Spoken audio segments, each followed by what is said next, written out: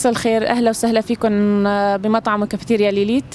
أنا وضحة كنيهر، المسؤولة عن هذا المكان. أنا ومعي مجموعة من النساء صديقاتي وشراكاتي هن اللي بيساعدوني. مطعم وكافيه ليليت نحن افتتحنا جديد من 15 يوم كانت الافتتاحية، والحمد لله يعني بإذن الله شوي شوي الشغل عم يتحسن.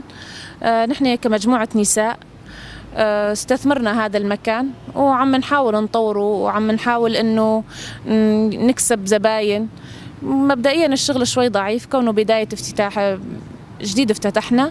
عم نقدم فيه طبخات شرقية، وجبات، جوقات، محاشي، كباب، يعني وحسب الطلب، يعني انه نحن عم نطبخ باليوم طبخة وحدة والطبخات الثانية حسب الطلب. يعني إذا حدا رح نخصص رقم كمان مشان الطلبيات ويضل موجود دائما بالمطعم.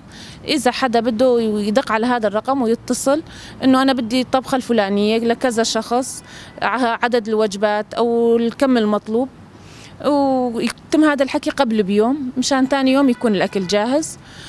وبس رح نحدد إنه عم تجينا طلبات كتير على الجوقات، يعني كتير ناس عم تجي وتطلب. رح نحدد يومين بالأسبوع، على الأغلب جمعة وتنين، هدول خاصين بس إنه مشان الجوقات، مشان نلبي رغبات الزباين والكل يعني يجي يلقى طلبه.